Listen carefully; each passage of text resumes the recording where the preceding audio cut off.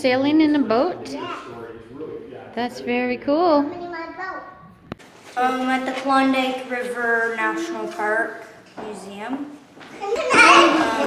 Skagway. We are working on Junior Ranger books. You have to get these little golden nuggets to earn your Junior Ranger badge. I have like 7 or 8. Would you have wanted to be around during the gold rush? No. Do you think you would have come and searched for gold? No. How come?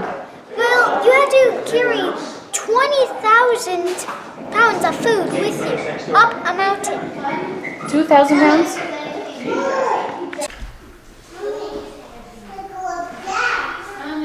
What are you learning about here, Em?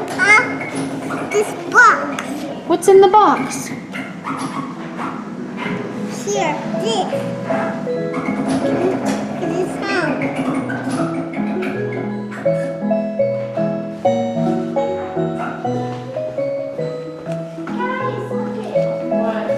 Junior Ranger.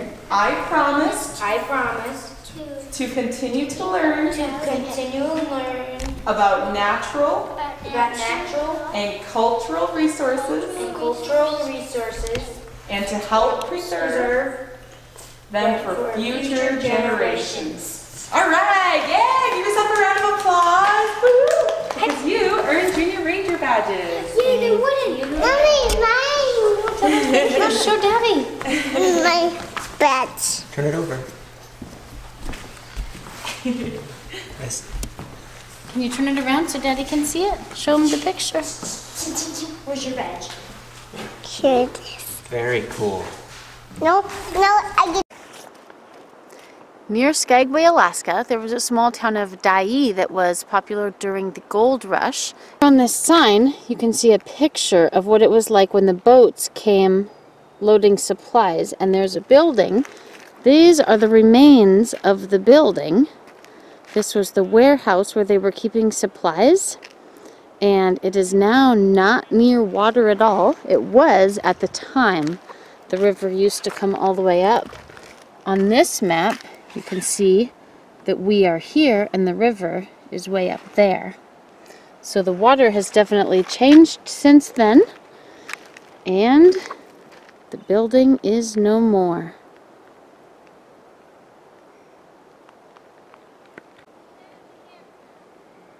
More remains of a town that once was. So they were trying to get supplies into Dyea to the beginning of the Chilkoot Trail, and they built a big wharf so that the ships could come in. They actually built 2 of them, but it was not as good as what they had in Skagway, so Dyea's efforts failed, and Skagway lived on while Dyea died out. In 1897 to 98, 30 to 40,000 gold seekers passed through Dyea. This is what the town looked like at the time. Here's a map of what it was like. There was a newsstand, a post office, and hotel and bar. This is what it looks like now. There are no remains of any buildings. You can't even tell that anything used to be here, but it was quite a booming town one winter during the gold rush.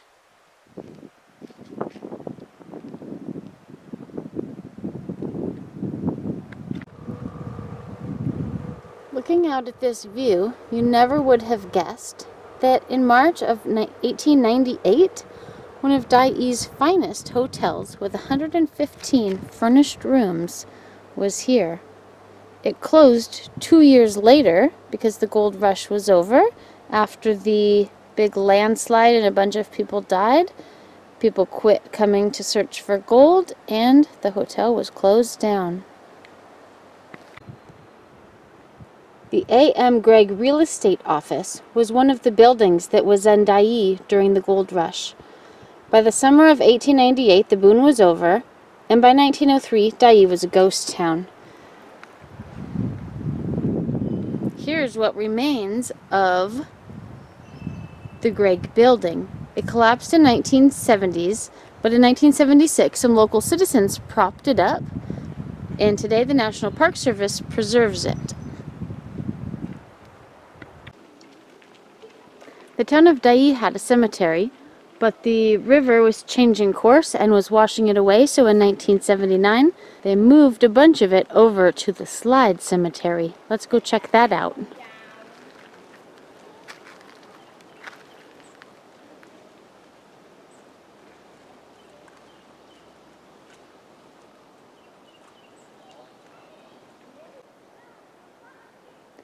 These are the remains of the Dyea Cemetery that was moved over near the Slide Cemetery.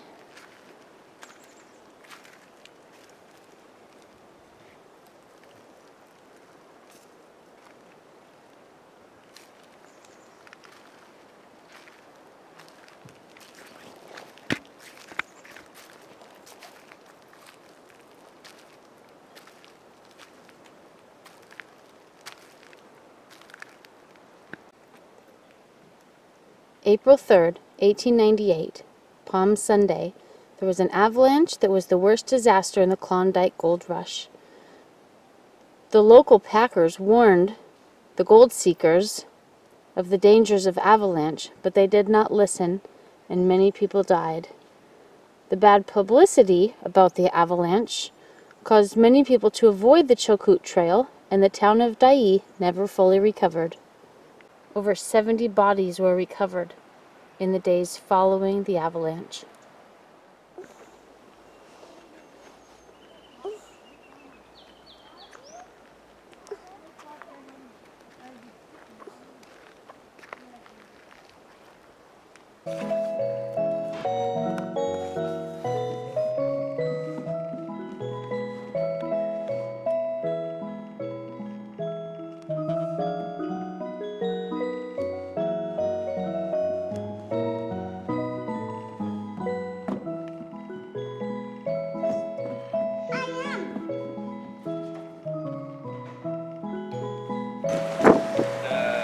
There's a new view of Skagway when there's cruise ships in town.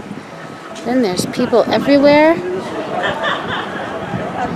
The town shuts down if there's no cruise ships, and it's alive and well with cruise ship. Turn around, there's the view the other direction of one of the ships. There's 3 in port right now.